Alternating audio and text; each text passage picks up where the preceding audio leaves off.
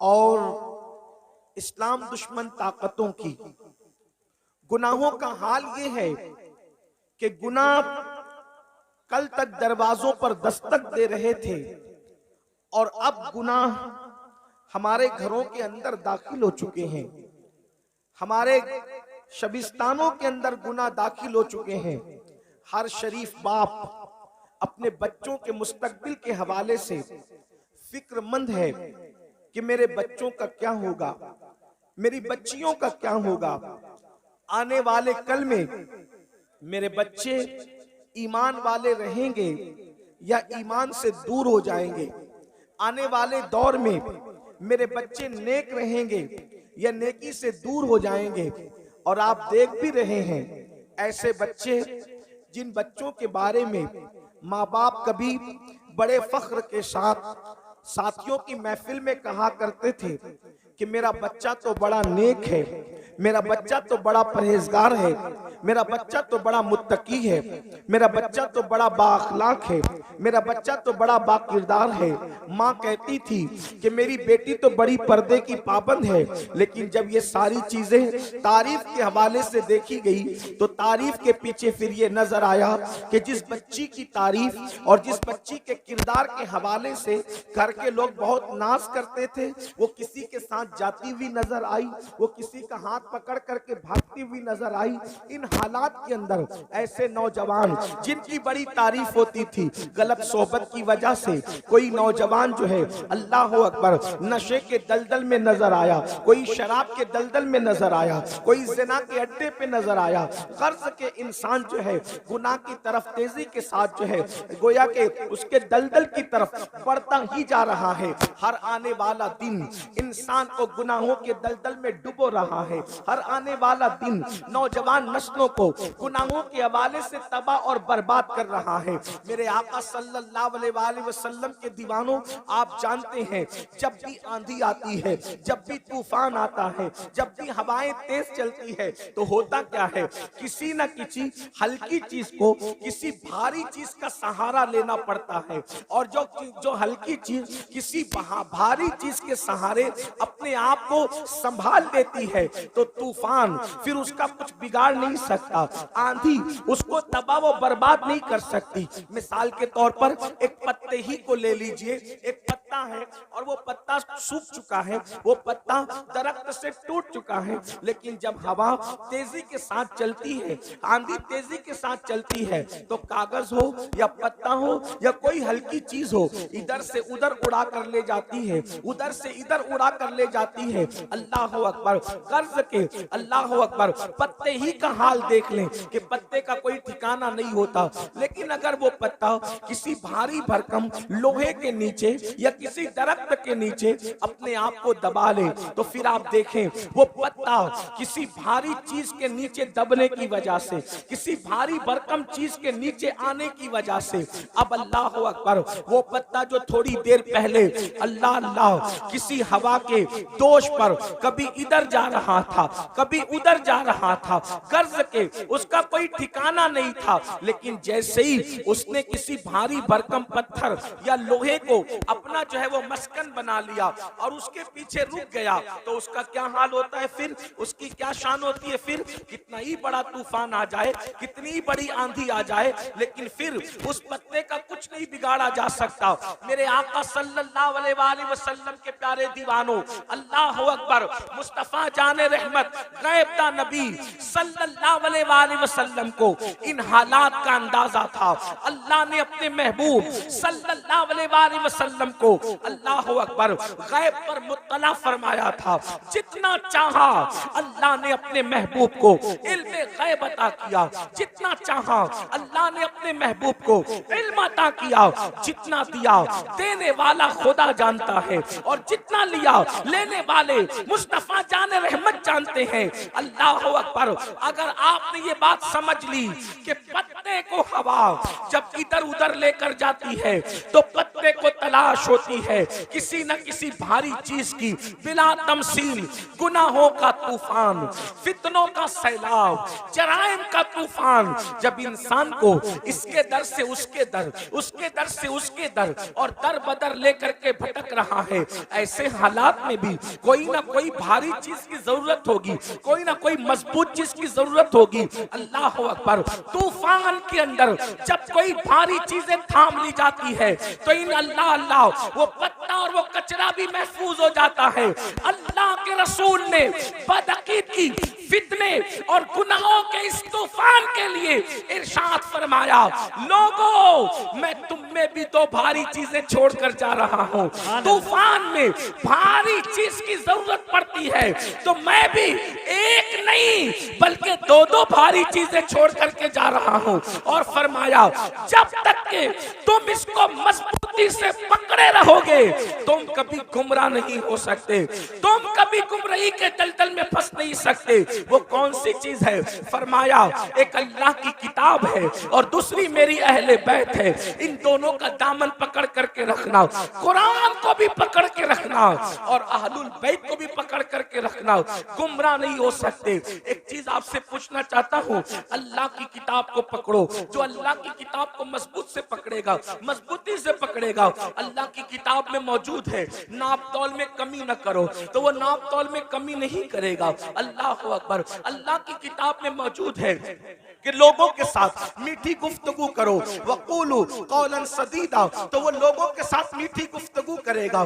कुरान का जिसने दामन पकड़ लिया वो बीवी पे जुल्म नहीं करेगा, क्योंकि कुरान में मौजूद है, हुन्ना लिबासुल लकुम व अंतुम लिबासुल लहुन्ना, कि शौहर बीवी का लिबास है, बीवी शौहर का लिबास है। जो कुरान का दामन पकड़ लेगा, कुरान का दामन थामने के बाद कुरान कह रहा है, इधर उधर देखकर चक्कर मकर करके नहीं चलना, आंखों को आवारा नहीं करना, बल्कि चलने का अंदाज क्या होना चाहिए? कुल लिल मुमिनीना यगुद्दु मिन अबसारिहिम, मोमिनों से कहो कि वो अपनी निगाहों को नीची रखे। अल्लाह अकबर। जो कुरान का दामन पकड़ ले तो कुरान उसको कह रहा है, अकड़ कर मत चलो, ला तमशी फिल अर्दी मरहा, कि जमीन पर अकड़ करके मत चलो। मेरे आका अलैहिस्सलाम के प्यारे दीवानों, कर्ज के अल्लाह अकबर, जो कुरान का दामन पकड़ ले, जो कुरान का दामन थाम ले, अल्लाह अकबर, वो जराइम नहीं करेगा, वो गुनाह नहीं करेगा। जो कुरान का दामन थामेगा वो तन्हाई के अंदर भी गुनाह नहीं करेगा, क्योंकि वो देखेगा कुरान कह रहा है, इन्नल्लाह काना अलैकुम रकीबा, अल्लाह तुम पर कड़ी निगरानी कर रहा है। मगर अल्लाह अकबर, कुरान मुकद्दस की 6666 आयतें कमोबेश इंसान को पुकार पुकार कर ज़ाब्ते हयात दे रही है, जिंदगी गुजारने का तरीका दे रही है, जिंदगी गुजारने का सलीका दे रही है। ये कुरान है। लेकिन कोई कह सकता है कि मौलाना मुझे कुरान पढ़ना तो नहीं आता, मुझे अरबी जबान तो नहीं आती। तवज्जो फरमाएं मेरी कौम के जवानों, हुजूर अलैहिस्सलाम ने किताब अकेले नहीं दिया बल्कि किताब के साथ अहलुल बैत भी दिया। तो आखिर कुरान के होते हुए अहले बैत की क्या जरूरत थी? तो याद रखना, कुरान के बारे में कोई कह सकता है कि मौलाना मुझे कुरान पढ़ना नहीं आता, मौलाना मुझे अरबी जबान नहीं आती, मौलाना मुझे ये नहीं आता, मुझे वो नहीं आता। मगर अल्लाह के रसूल अलैहिस्सलाम ने एक कुरान वो दिया, अल्लाह अकबर, जो ताकों पे रखने वाला है, और एक कुरान नातिक उसको दिया जो रसूलुल्लाह के कंधों पर बैठने वाला।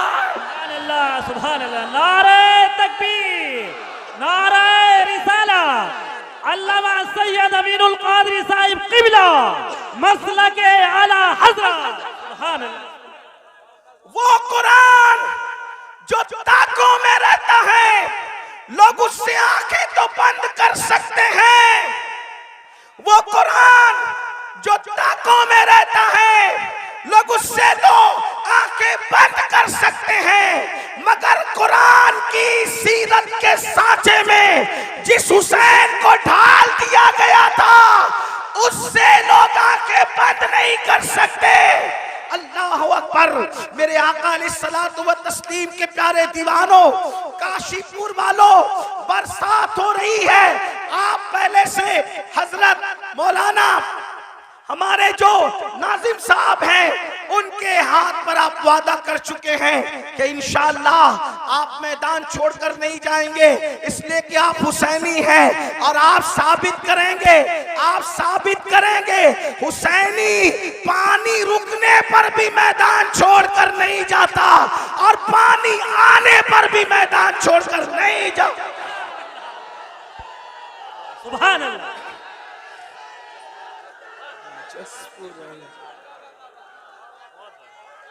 जिंदाबाद जिंदाबाद जिंदाबाद। सुभान अल्लाह। जसपुर वालों, ये कोई सियासी महफिल नहीं है और ना हम कोई सियासी लोग हैं। हम लोग तो लोग तख्त ताज के उसूल के लिए महफिलें सजाते हैं और मखदूम सिमना के गुलाम तख्त ताज को ठुकराने का हौसला रखते हैं। सुभान अल्लाह। नारे तकबीर, नारे रिसालत, अल्लामा सैयद अमीनुल कादरी साहब मखदूम सिमना। यहाँ पर उलमाए किराम और सादात किराम मुफ्तियान निज़ाम भी मौजूद हैं। सैयद साहब सैयद यासीन बापू हमारे बड़े भाई भी इस महफिल में तशरीफ लाएं। और एक बात याद रखना, बाराने रहमत का नुज़ूल से दिल छोटा मत करना।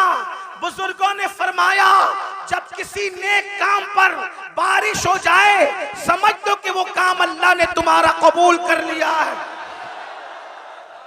जसपुर वालों, महफिलें मुनक्किद हुई है, होती रहेगी, लेकिन आंखों से देख लो कहा जाता है कि रहमत बरसती है। अब तक न दिखने वाली रहमत देखा था, अब दिखने वाली रहमतों का नुज़ूल देख लो। ये इमाम आली मकाम का सदका है। तो जल्दी जल्दी में अपनी बात पूरी करूं, इसलिए कि आपको ज्यादा इम्तिहान में नहीं रखा जाएगा, आपको ज्यादा आजमाइश में नहीं रखा जाएगा। हजरत मौलाना हाशिम काशीपुरी साहब से उनका खिताब सुना, हजरत अल्लामा जाहिद रजा नूरी साहब किबला और मुफ्ती साहब किबला सब लोग यहाँ पर मौजूद है। आप जरा तवज्जो फरमाएं, वो कुरान तवज्जो करें, वो कुरान तवज्जो करें, वो कुरान। लोग कहते हैं करबला इतने शब्दों मत से बयान करने की क्या जरूरत है, करबला इतनी तफसील से बयान करने की क्या जरूरत है, करबला की इतनी तशरीह करने की क्या जरूरत है। हो गई शहादत, हो गई शहादत, हो गई, बात खत्म हो गई। एक बात आपसे कहूं, किसी की शहादत पर तवज्जो करें। आप चुप रहे सब लोग। अरे कोई किसी को कुछ ना कहे, अब कोई किसी को कुछ नहीं कहेगा। जो जिस हाल में उसी को उसी रहने दो। आप भी बैठ जाए, बैठ जाए, सब बैठ जाए। बस जिसकी महफिल है उसने संभालना है, महफिल जिसकी उसने संभालना है, कोई कुछ नहीं बोलेगा। एक बार सब बुलंद आवाज से दुरूद शरीफ पढ़े। अल्लाहुम्मा सल्ली अला सय्यदिना व मौलाना मुहम्मदिन मादिनिल जूदी वल करम व आलिहि व सहबिहि व बारिक व सल्लिम सलातो व सलामन अलैका या रसूल अल्लाह। दुरूद शरीफ पढ़ने तो जरा समझ में भी आ, बुलंद आवाज से पढ़े दुरूद शरीफ। अल्लाहुम्मा सल्ली अला। आवाज नहीं आ रही दुरूद शरीफ पढ़ने की, बुलंद आवाज से आशिकों की तरह, हुसैनियों की तरह दुरूद शरीफ पढ़े। अल्लाहुम्मा सल्ली अला सय्यदिना व मौलाना मुहम्मदिन मादिनिल जूदी वल करम व आलिहि व सहबिहि व बारिक व सल्लिम सलातो व सलामन अलैका या रसूल अल्लाह सल्लल्लाहु तआला अलैहि वसल्लम। तो अर्ज ये कर रहा था, आखिर ये बात होती है कि इमाम आली मकाम की शहादत इतनी शद्दोमद, इतनी तफसील, इतनी शरो बस्त के साथ क्यों बयान की जाती है, आखिर इसकी जरूरत क्या है। तो मैं आपके सामने अर्ज करूं, किसी और की शहादत पर भी तो ऐसी निशानियां रूनुमा नहीं हुई जैसी निशानियां इमाम हुसैन की शहादत पर रूनुमा हुई।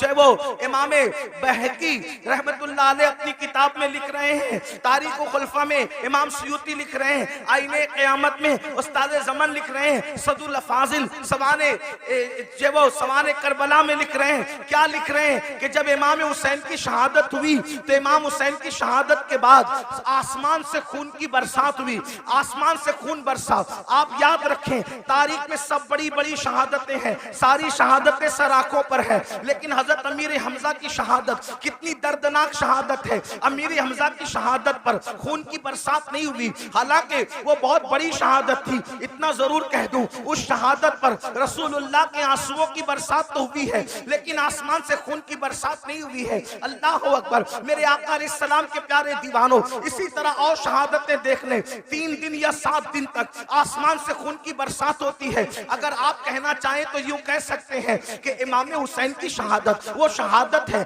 जिस पर आसमान भी खून के आंसू रोया है, जिस पर आसमान भी खून के आंसू रोया है, जिस पर आसमान खून के आंसू रोए उसे इमाम हुसैन की शहादत कहते हैं। इसी तरीके से आप देखें, अल्लाह अकबर, बैतुल मुकद्दस में जहां से पत्थर उठाया जाता, ताजा खून नजर आता निकलता हुआ, ये किसी और की शहादत पर ये निशानी नजर नहीं आई। मशहूर यही है कि ये इमाम हुसैन की शहादत। और भी मजीद चीजें, जो है वो सूरज को गहन लग गया, तारे आपस में टकराने लगे, दिन के वक्त रात का समा नजर आने लगा। इमाम बहकी के ने इसको बहुत तफसील के साथ जो है वो लिखा है। इसी तरीके से इमाम सयूती ने भी लिखा है। लेकिन अब आपसे पूछना चाहता हूं, आखिर इमाम हुसैन की शहादत पर इतना जलाल, इतने गुस्से का इजहार क्यों किया जा रहा है? एक और हदीस सुन ले जो सियाह सित्ता में मौजूद है। हजरत सैयदना अब्दुल्ला इब्ने अब्बास रदी अल्लाह ताला अन्हु इरशाद फरमाते हैं कि मैं सो रहा था, मैंने क्या देखा, अल्लाह के रसूल सल्लल्लाहु अलैहि वसल्लम की जुल्फें बिखरी बिखरी है, हुजूर की जुल्फें बिखरी बिखरी है, आंखों से आंसू जारी है, और हुजूर अलैहिस्सलातु व तस्लीम के दामन पर जो है वो अल्लाह अकबर गर्दो गुबार हुजूर के दामन को बोसे दे रहे हैं। ये तो नहीं कह सकता कि दामन मैला कुचेला हो गया। खुदा की इज्जत की कसम, जिसके दामन की इस्मत ने पूरी कायनात को पाकीज़गी अता फरमाई है, वो दामन मैला कुचेला कैसे हो सकता है? लेकिन सिर्फ सुनने वालों को पता चल जाए कि दामन की कैफियत क्या थी। अल्लाह अकबर। इब्ने अब्बास के फरमान का मफहूम है, मैंने देखा जुल्फे बिखरी है, जिसको मालूम है उसको मालूम है, जो नहीं जानता वो सुन ले। मुस्तफा जान रहमत की जुल्फे कभी नहीं बिखरा करती थी। लोग सोते हैं तो सोते में आदमी के बाल बिखर जाते हैं, लेकिन ये मेरे नबी का मोजज़ा है, सोने में भी हुजूर की जुल्फे कभी नहीं बिखरा करती थी। बहुत तफसील से मैंने इसको कई मकाम पर बयान किया। आज वक्त बचाने के लिए तफसील नहीं पेश करता, सिर्फ इतना इजमाल पेश करता हूँ। हुजूर की जुल्फे क्यों नहीं बिखरा करती थी? वजह ये थी, बद्र ओहद का हंगामा भी हुजूर की जुल्फों को नहीं बिखेर सका। अल्लाह अकबर। खंदक और खैबर की मुसीबतें भी हुजूर की जुल्फों को बिखेर नहीं सकी। मगर अल्लाह अकबर, क्यों जुल्फे नहीं बिखरती थी? तो मेरे इमाम कहते हैं, शान है पंजे कुदरत तेरे बालों के लिए कैसे हाथों ने सवारे हैं तुम्हारे गेसूर। किसी के बाल माँ संवारती है, किसी के बाल बाप संवारता है, किसी के बाल भाई बहन संवारते हैं, किसी के बाल वो खुद संवारता है, लेकिन हुजूर की जुल्फे वो थी, शाने पंजे कुदरत ने उनको संवारा था, कुदरत के हाथों ने उन बालों को संवारा था। इसलिए बद्र हो, ओहद हो, खंदक हो, खैबर हो, हुजूर की जुल्फे बिखरा नहीं करती थी। मगर अल्लाह अकबर, बद्र ओहद के हंगामे, खंदक और खैबर की मुसीबतें जिस रसूल की जुल्फे को बिखेर न सकी, आज अब्दुल्ला इब्ने अब्बास कहते हैं हुजूर की जुल्फें बिखरी बिखरी है, हुजूर के दामन पर अल्लाह अकबर गर्दो गुबार बोसे दे रहे हैं, खून के छींटे हुजूर के जुब्बे पर हैं, हुजूर अलैहि सलाम की दाढ़ी आंसुओं से तर है। मैंने पूछा अल्लाह खैर करे या रसूल अल्लाह, खुदा आपको वो दिन न दिखाए अल्लाह अकबर जिसमें आपको तकलीफ हो। या रसूल अल्लाह, आज आपकी दाढ़ी बिखरी है, आज आपकी जुल्फें बिखरी है, आज आपकी आंखों में आंसू है, आज आपके दामन पर खून के जो है वो आसार हैं, आपके दामन पर गर्दो गुबार है। या रसूल अल्लाह, वजह क्या है? तो हुजूर अलैहि सलाम के हाथ में एक बोतल थी, हुजूर ने वो बोतल दिखाई और बोतल दिखा करके फरमाया, अब्दुल्ला सुबह से लेकर अब तक मैं हुसैन के मक्तल में था, अब्दुल्ला सुबह से लेकर अब तक मैं हुसैन के मक्तल में था, हुसैन की कत्लगाह में था, हुसैन और उसके साथियों का खून उठा उठा करके इस शीशी में, इस बोतल में जमा कर रहा था। अब्दुल्ला इब्ने अब्बास कहते हैं, जब मैं ख्वाब से बेदार हुआ तो मैंने दिन तारीख को नोट कर लिया, और जब इमाम हुसैन की शहादत की खबर आई तब पता चला कि जिस वक्त मैं ख्वाब देख रहा था उसी वक्त इमाम अली मकाम की शहादत हुई थी। ऐसा ही ख्वाब सैयदा उम्मुल मोमिनीन उम्मे सलमा भी बयान करती है। मेरे आका अलैहिस्सलाम के दीवानों, क्या किसी की शहादत के मौके पर हुजूर इस तरह खून समेटते नजर आए? क्या किसी की शहादत के मौके पर इस तरह जुल्फें बिखरती नजर आई? किसी की शहादत के मौके पर इस तरह दाढ़ी बिखरती नजर आई? ऐसा क्यों हुआ? और याद रखना, फिर शहादत गाह भी घर के करीब नहीं है, शहादत गाह भी घर के करीब नहीं है, बहुत दूर लाया जाता है, मैदान में ठहराया जाता है। 22,000 के लश्कर को 72 से मुकाबला करवाया जाता है और 3 दिन भूखा प्यासा रख करके दर्दनाक अंदाज में शहादत होती है। वजह क्या थी? मैं फलसफे शहादत नहीं बयान कर रहा हूं, सिर्फ अपने जवानों की तवज्जो चाहता हूं। करबला सुनने के लिए आने वालों, करबला की दास्तान सुनने के लिए आने वालों, इमाम हुसैन का पैगाम सुनने के लिए आने वालों, मुझे बताओ कोई ये कह सकता था कुरान और अहले बैत को आका ने छोड़ा है तो कुरान तो मुझे पढ़ना नहीं आता? तो गोया के बताया जा रहा है जिसको कुरान पढ़ना नहीं आता, जो कुरान नहीं जानता, वो करबला में किरदार हुसैन देख ले, उसको समझ में आएगा कि कुरान का तर्जुमा क्या है। कुरान ताकों में रखा जाता है, हुसैन को कंधों पे बिठाया जाता है, कुरान नमाज में पढ़ा जाता है, लेकिन हुसैन के लिए सजदे तवील कर दिए जाते हैं। कुरान मिंबर पर से उसका पैगाम पहुंचाया जाता है, हुसैन के लिए मिंबर छोड़ के जमीन पे आया जाता है, कुरान को सीने से लगाया जाता है, हुसैन को जबान चुसाया जाता है, गोया के कुरान को जबान पे रखा जाता है और जबान पर हुसैन को रखा जाता है। अंदाजा तो फरमाए किस तरीके से खूबसूरत अंदाज है। अल्लाह अकबर, जिस सीने में कुरान आ जाए वो सीना रोशन हो जाता है। और अल्लामा अब्दुल रहमान जामी लिखते हैं हुसैन पाक इतने खूबसूरत थे कि रात के अंधेरे में जब गलियों में चलते थे तो चेहरे से ऐसी रोशनी निकलती थी कि उस रोशनी में लोग सफर तय करते हुए नजर आया करते थे। कुरान भी नूर है, हुसैन भी नूर है, कैसा नूर है? तो मेरे इमाम कहते तेरी नस्ल पाक में है बच्चा बच्चा नूर का, तू है आईने नूर, तेरा सब घराना नूर का, एक सीने तक मुशाबे, एक वहां से पांव तक हुस्न सित्तैन उनके जामों में है नीमा नूर का। अब मुझे बताओ, अल्लाह के रसूल फरमा रहे हैं दो भारी चीजें छोड़ के जा रहा हूं, इनको पकड़ना, गुमराह नहीं हो सकते। एक कुरान है, दूसरी मेरी अहले बैत है। इमाम मैदान में आए और मैदान में आने के बाद वक्त का सबसे बड़ा मुजरिम, वक्त का सबसे बड़ा गुंडा, वक्त का सबसे बड़ा पलीद, वक्त का सबसे बड़ा दीन का दुश्मन यजीद पलीद लईन के सामने मुकाबले के लिए खड़े हुए। अब जरा तवज्जो करना मुसलमानों, गौर करना, मेरी कौम के जवानों गौर करना। इमाम अली मकाम अला जद्दी वाली सलाम मिशन लेकर करबला में आए। कौन सा मिशन? दीन को बचाने वाला मिशन। कौन सा मिशन? दीन के तहफ्फुज का मिशन। कौन सा मिशन? शरीयत के तहफ्फुज का मिशन। कौन सा मिशन? गलबे दीन का मिशन। अब आपसे पूछना चाहता हूं मेरे आका अलैहिस्सलातु व तस्लीम के प्यारे दीवानों, अल्लाह के रसूल फरमा रहे हैं दो भारी चीजें छोड़े जा रहा हूं, एक कुरान है, दूसरी मेरी अहले बैत है। और फिर अहले बैत से मोहब्बत के बारे में इतनी तालीम दी,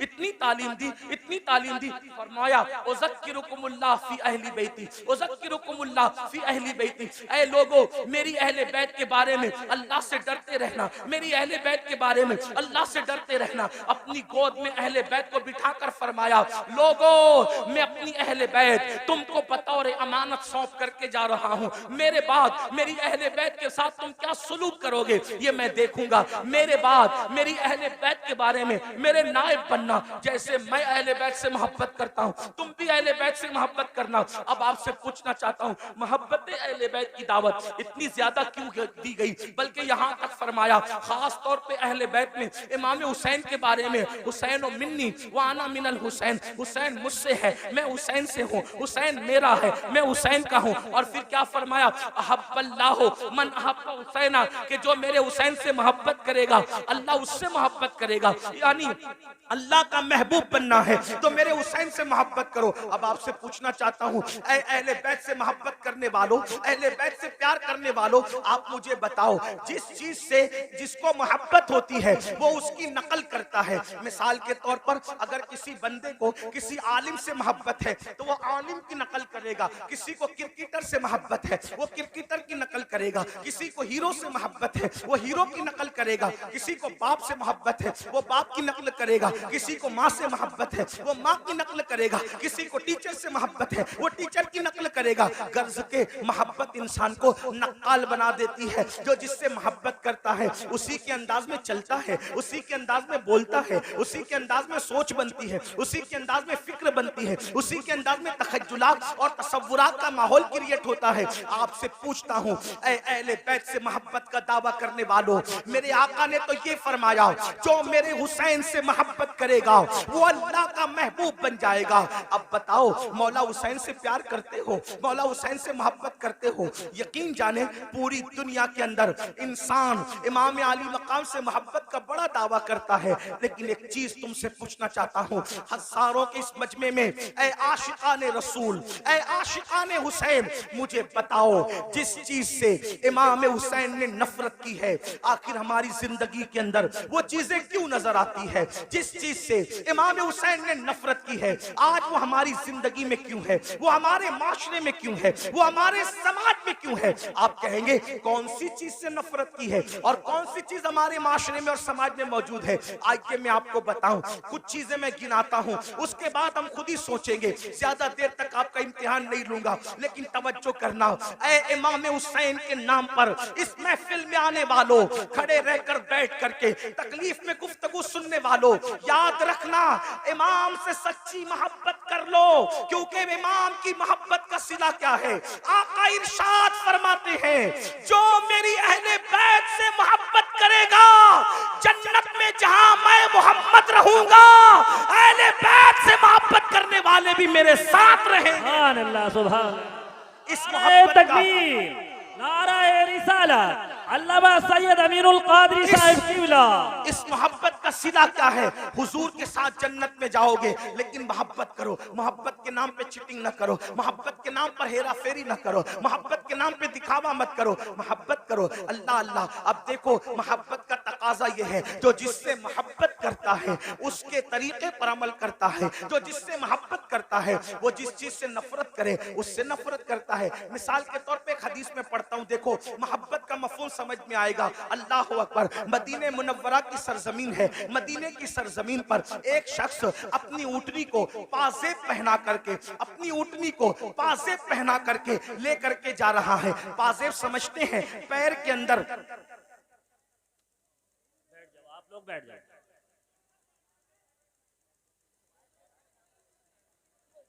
पैर के अंदर जो घुंघरू बांधे जाते हैं उसको पाजेब कहते हैं। पाजेब किसको पहना के ले जा रहा है? ऊँटनी को। तवज्जो करना, माए और बहनें भी मौजूद है, उनकी भी तवज्जो। ऊँटनी को पाजेब पहना कर ले जा रहा है, छम छम की आवाज ऊँटनी के पैर में बंधे हुए पाजेब और घुंघरू से आ रही है। उम्मुल मोमिनीन सैयदा आयशा सिद्दीका ने जैसे ही घुंघरू की और पाजेब की आवाज सुनी, फौरन कान पर हाथ रख लिए और अपनी कनीज से कहा, जाओ उस ऊँटनी वाले को मेरा नाम कहना और मेरा नाम लेकर के कहना, खबरदार ऊँटनी रोक दे। जब ऊँटनी वो रोक दे मेरे नाम से तो उससे कहना पाजेब उतार दे। और पाजेब उतारने के बाद उसको कहना, जिस आवाज को अल्लाह के रसूल ने नापसंद किया है उस आवाज को आयशा कभी पसंद नहीं कर सकती। अल्लाह अकबर। मेरी कौम के जवानों, गौर से सुनो, हदीस पर तवज्जो करो। याद रखना, आज कोई अपने आप को कुछ भी टाइटल दे दे, जमीन के अंदर जाने के बाद पोल खुलेगी कौन क्या था। जबान से बड़े बड़े दावे करने वालों, अल्लाह से डरो। अल्लाह के यहाँ अदल है, अल्लाह के यहाँ इंसाफ है, अल्लाह के यहाँ चेक करने का मामला है। अब आदमी अपने आप को जो चाहे कह ले। अल्लाह अकबर। ऊंट के पैर में पाजेब बंधे हैं, उन पाजेब के बारे में उम्मुल मोमिनीन ने कान पर हाथ रख लिया। कनीज जाती है, जा करके उस ऊँटनी वाले से कहती है, ए ऊँटनी वाले, ए शुतरबान, याद रख उम्मुल मोमिनीन का हुक्म है ऊंटनी को रोक दे और पाजेब निकाल दे। अम्मा जान का हुक्म कौन टाल सकता था? उसने फौरन ऊंटनी रोक दी। ऊंटनी रोकने के बाद पाजेब निकाल दिए। निकालने के बाद आया उम्मुल मोमिनीन के पास, अम्मा जान आपने पाजेब निकालने का हुक्म दिया। उम्मुल मोमिनीन कहती है, ऐ शुतरबान, ऐ ऊंट चराने वाले, जिस आवाज को मेरे महबूब ने नापसंद किया है उस आवाज को मैं कैसे पसंद कर सकती हूँ? जो आवाज मेरे महबूब को तकलीफ पहुंचाती थी उस आवाज को मैं कैसे पसंद कर सकती हूँ? इसलिए पाजेब में घुंघरू न डाल और उसको ऊंट के पैर में न डाल। तो वो कितनी सादगी से कहता है, देखो लोग कितने सादा होते हैं, बड़ी सादगी से कहता है, अम्मा जान ये ऊंटनी तो जानवर है, जानवर को घुंघरू पहनाने पर क्या गुनाह हो सकता है? अल्लाह अकबर, तवज्जो करें। अम्मा जान ऊंटनी तो जानवर है, तो जानवर पे तो कोई शरीयत का हुक्म नहीं है, जानवर को पाजेब पहनाने पे क्या हो सकता है? उम्मुल मोमिनीन का जवाब सुनो, फरमाती है, नादान, ऊंटनी तो जानवर है, जानवर, मगर तू तो जानवर नहीं है, तू तो इंसान है। जिस चीज को हमारे महबूब ने नापसंद किया है, मोहब्बत का तकाजा है कि उस चीज को हम भी नापसंद करें। अब आपसे पूछना चाहता हूं, हुसैन के नाम पर बच्चे, जान, माल सब कुर्बान करने की बात करने वाले मेरे जवान, मुझे बताओ कि यजीद बांसुरी की आवाज सुनता था, यजीद ढोल की आवाज सुनता था। मौला हुसैन इस गैरत के साथ आए थे कि जो आवाज मौसीकी और म्यूजिक की मेरे नाना को नापसंद थी, यजीद प्रमोट कर रहा है। हुसैन ने उसको नापसंद करते हुए उस आवाज के खिलाफ एहतजाज रिकॉर्ड कराया, एहतजाज दर्ज कराया, घर के घर लुटाया। हुसैन पाक से मोहब्बत करने वालों, बताओ ये जो कानों में ईयरफोन लगाकर रोजाना गाना सुन रहे हो, कारों में सफर करते हुए जो गाने सुनते हो, और वो भी इतने गंदे गंदे गाने जो इंसान की शहवत को उभारे, जो इंसान को गुनाहों पे उभारे, क्या भूल गए रसूलुल्लाह सल्लल्लाहु अलैहि वसल्लम का फरमान? अल्लाह के रसूल फरमाते हैं, बारिश के बरसने पर जैसे सब्जा पैदा होता है, वैसे म्यूजिक की आवाज की वजह से इंसान के दिल में निफाक पैदा होता है। मैं ये तो नहीं कहता कि लोग मुनाफिक हो गए, मगर अल्लाह के रसूल फरमा रहे हैं, म्यूजिक सुनोगे तो दिल में निफाक पैदा होगा। और निफाक किसको कहते हैं? जबान पर कलमा है और दिल में कुफ्र है, ये निफाक है। निफाक किसको कहते हैं? कि जबान पे कलमा हो और दिल में कुफ्र हो। और ये किससे पैदा होता है? ये म्यूजिक की वजह से। बताओ, शादियों में म्यूजिक बजाते हो, गाड़ियों में म्यूजिक बजाते हो, और अल्लाह अकबर रात के 2-2, 3-3 बजे तक म्यूजिक में डूबे रहते हो। जानते हैं म्यूजिक का अंजाम क्या है? अल्लाह के सच्चे रसूल, तुम्हारे और मेरे आका मुस्तफा जाने रहमत सल्लल्लाहु अलैहि वसल्लम फरमाते हैं, जिसने दुनिया में म्यूजिक की आवाज सुनी होगी, जिसने दुनिया में गानों की आवाज सुनी होगी, क़यामत के दिन उसके कान में शीशा पिघला करके डाला जाएगा। ऐ मेरी कौम के जवानों, अपने घर के गरम के हुए तेल को अगर कान में डालो और तेल ज्यादा गर्म हो जाए तो आदमी उसको बर्दाश्त नहीं कर पाता। अपने आप पे रहम करो, तुम मुसलमान हो, मुसलमान। नबी ने जो कह दिया वो हक है, नबी ने जो कह दिया वो सच है। जहन्नम की आग से, जहन्नम की आग पर पिघलाया हुआ शीशा जब कानों में डाला जाएगा, उस वक्त क्या बनेगा? मुसलमान होना, कलमा पढ़ा हो, कलमा पढ़ा है ना, तो कलमे का तकाजा तो पूरा करो। यजीद और हुसैन में फर्क क्या है? यजीद कलमा पढ़ के कह रहा है सब चलता है, और हुसैन की फिक्र ये है सब नहीं चलेगा, सिर्फ मेरे नाना की शरीयत चलेगी। सुभान अल्लाह, सुभान अल्लाह। अब जाजपुर वालों मुझे बताओ, तुम कौन से मुसलमान बनना चाहते हो? यजीद की फिक्र वाले या इमाम हुसैन की फिक्र वाले? इमाम हुसैन की। यजीद कह रहे कलमा पढ़ो सब चलेगा, हुसैन पाक कहते सब नहीं चलेगा, सिर्फ मेरे नाना की शरीयत चलेगी। किसके साथ हो? आज कहते हो अरे सब चलता है, ये तो यजीद की बोली है। जिना करो सब चलता है, यजीद की बोली है। शराब पियो सब चलता है, यजीद की बोली है। मस्जिदें वीरान करो फिर भी जन्नत में जाएंगे, यजीद की बोली है। हुसैन पाक की ये बोली नहीं है। हुसैन पाक कह रहे सिर्फ एक चीज चलती है बस, वो मेरे नाना की शरीयत है, मोहम्मदुर रसूलुल्लाह की शरीयत है। आओ, बर्दाश्त नहीं कर सकता कोई भी अल्लाह के अज़ाब। आका फरमाते जहन्नम की आग का बना हुआ शीशा गाना सुनने वालों के कान में डाला जाएगा। और एक बात आपको कहूं, आज पूरी दुनिया में अगर तवज्जो है, आप शोर नहीं कर रहे तो मेरी बात पे तवज्जो, जो शोर कर रहे उन्हें करने दे। मैं तो इतना ही कहूंगा कि इमाम हुसैन की महफिल है, अल्लाह की अता से हुसैन देख रहे हैं, कौन चुप है, कौन सुन रहा है, कौन शोर कर रहा है, बात अपनी अपनी। और उनकी महफिल में आने वालों, नाम हुसैन का मामला ये है, हुसैन पाक का नाम लो तो तकदीरें बदल जाती है। हाँ, ये कोई मुशायरे की महफिल नहीं है मेरे भाई। हाँ, ये कोई ओट और नोट की तकसीम की महफिल नहीं है मेरे भाई। ये मौला हुसैन की महफिल है। जो बादशाह, दुनिया का बादशाह नहीं था, वो बादशाह गर, जिसको प्यार से देख लिया उसको बादशाह बना दिया, जिसको प्यार से देख लिया उसको ताज अता कर दिया। गौर से सुनो, करबला सुनने आए हो। आज पूरी दुनिया में मुसलमानों के घर खतरे में। दिन को घर अच्छा भला नजर आता है, शाम होते होते वही घर जमीन में धंस जाता है, जमीन बोस कर दिया जाता है।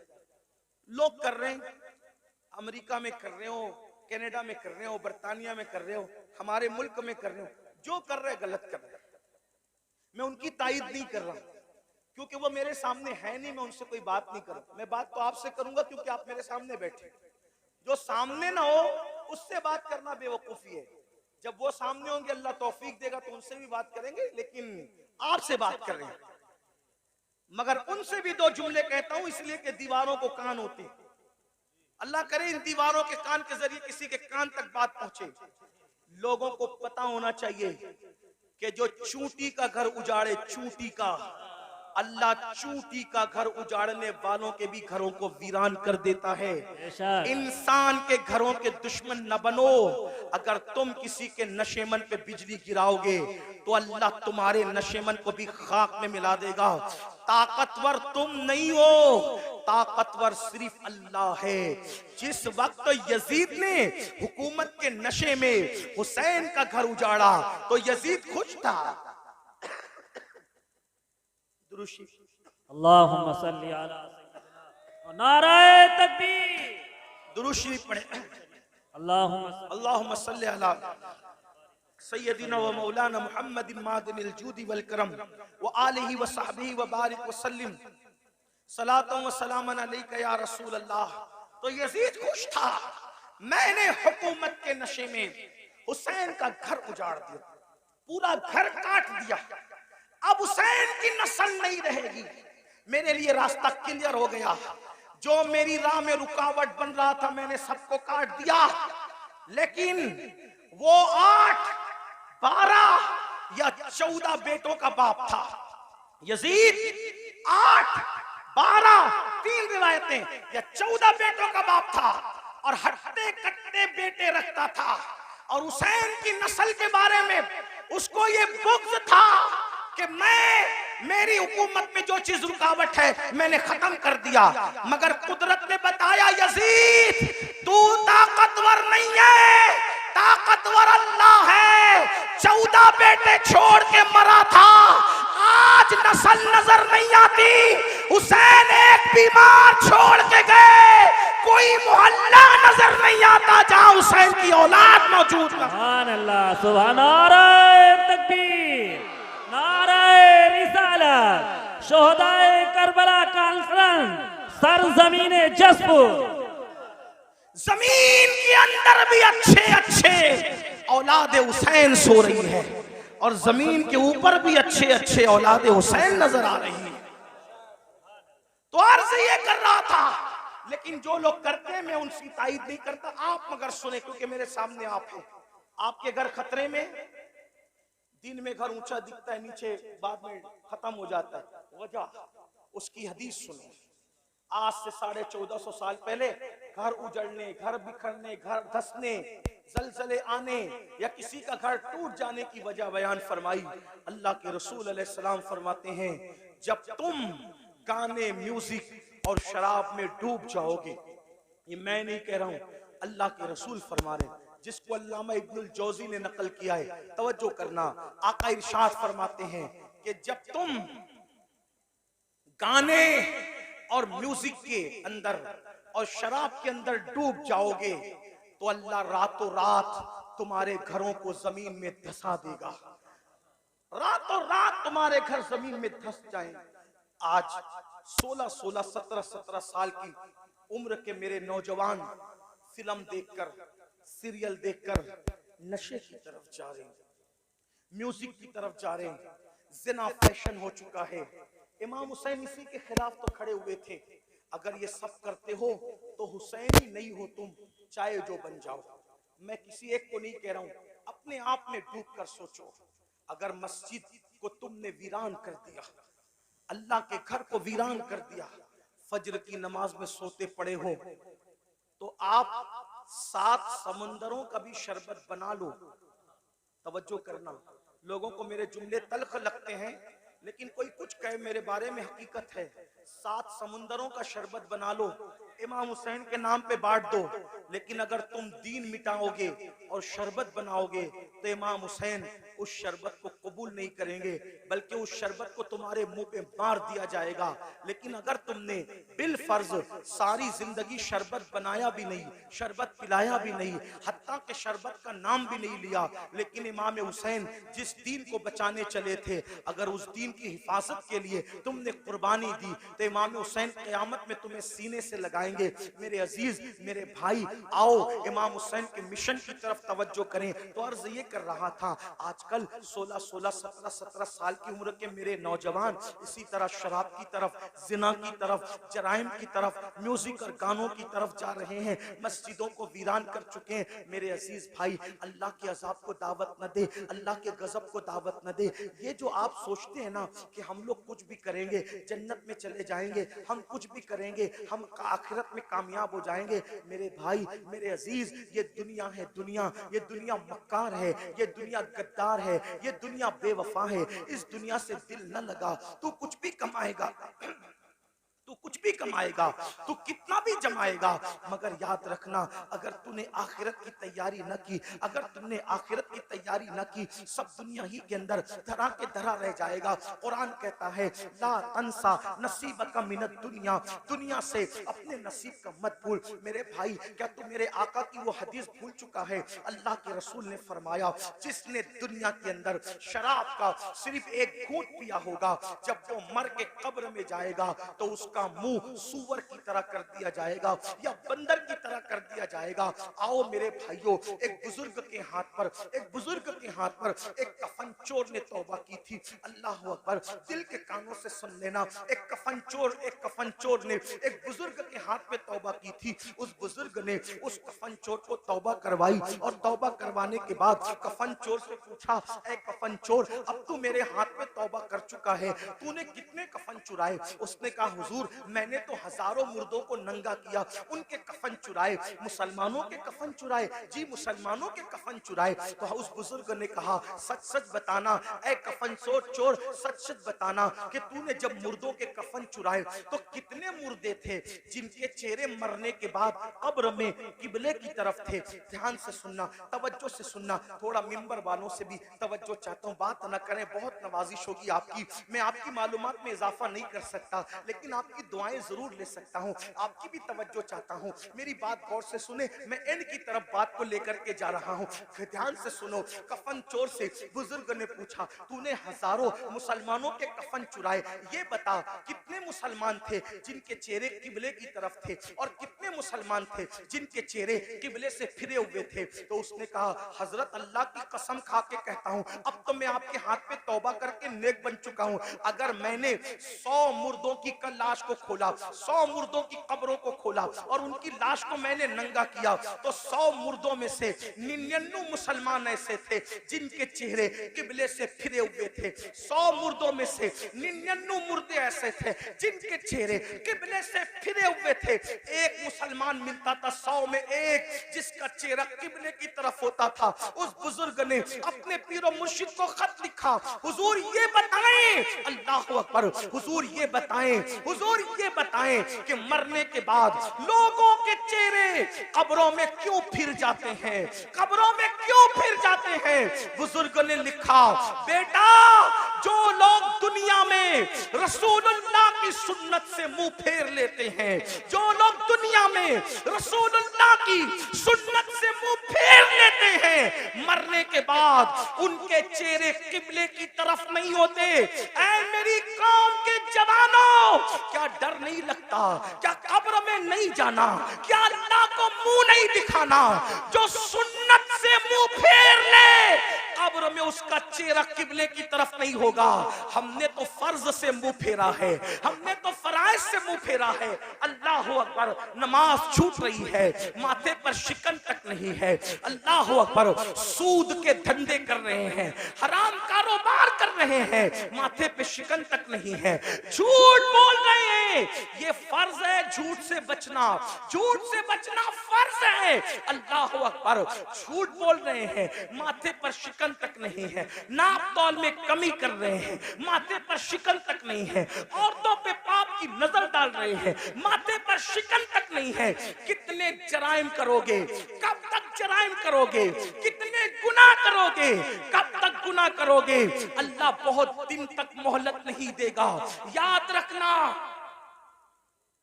भाई साहब थोड़ा रहम फरमा दे, अरे रहम कर दे, थोड़ा थोड़ा सुन ले, बात हट जाए, चुप हो जाए सब लोग, बात तो सुने ना मेरे भाई। मैं बात कर रहा हूँ, आप लोग बात सुने, मैनेजमेंट आप सब लोग सुन लेंगे। एक बार आप भी बैठ जाएं, मेहरबानी करें, आप भी बैठ जाएं, सब बैठे। ये क्या तमाशा लगा, इतनी बड़ी महफिल सजाई, इतनी अच्छी महफिल सजाई, और आप लोग हैं कि कोई। भाई आप भी बैठ जाएं, अल्लाह रहम करे, आप भी बैठ, क्यों बोलते हैं, बैठ जाए, सब बैठे, अरे सब बैठे, आप भी बैठे। एक बार सब दुरूद शरीफ पढ़ें। अल्लाहुम्मा सल्ली अला सय्यिदना। आप मत बोले भाई, किसी को मत बोले, मैं बोल रहा हूं, आप दुरूद शरीफ पढ़ें भाई, दुरूद शरीफ पढ़ें।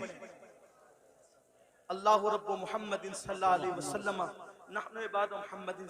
ये बीच में आप जब बोलते हो ना तो जहन मुंतशिर होता है। चूंकि मैं तकरीर याद करके नहीं आता, देखो जो तकरीर याद करके आते हैं ना, आप कुछ भी करें उसको डिस्टर्ब नहीं होगा, वो याद करके आप फटाफट बोलता रहेगा। लेकिन मैंने याद करके मैंने तकरीर कभी याद नहीं की। मैं आप की तवज्जो को देख करके फिर अल्लाह ताला जो सुझाता है वो बोलता है, तो मेरे जहन से बात निकलती है। फिर मैं बात आपको खत्म कर देता हूँ, एक बार दुरूद शरीफ बुलंद आवाज से पढ़ लो। अल्लाहु रब्बु मुहम्मदिन सल्लल्लाहु अलैहि वसल्लम नहनु इबादु मुहम्मदिन सल्लल्लाहु अलैहि वसल्लम सलातु व सलामुन अलैका या जद्दल हसन वल हुसैन। तवज्जो करें कि जब सुन्नत से कोई मुंह फेरे तो उसका चेहरा मरने के बाद किबले की तरफ नहीं होगा। अब आप क्या समझते, कहते अब मौलाना अल्लाह रहीम है, अल्लाह करीम है, सत्तार है, गफ्फार है। अरे ये बात मौलाना को आपसे ज्यादा समझती है कि अल्लाह रहीम है, करीम है, सत्तार है, गफ्फार है। लेकिन आपको पूछना चाहता हूँ, आप मुझे बताएं कि आप और हम अगर जराइम करें तो अल्लाह गैरत वाला, वो रहम वाला है, तो वो गैरत वाला भी है मेरे भाई। उसकी गैरत की तरफ तवज्जो क्यों नहीं करते? सिर्फ सुन्नत छोड़ने पर जब वो मुंह किबले की तरफ रखना गवारा न करे तो वो जन्नत के अंदर कैसे दाखिल करेगा? उसकी खुफिया तदबीर से डरो कि दुनिया में पहली और आखिरी बार आए हो। मुशरिकीन को देखकर, मुनकरीन इस्लाम को देखकर उनकी तरह नंगा नाच न करो, उनकी तरह जुल्म न करो, उनकी तरह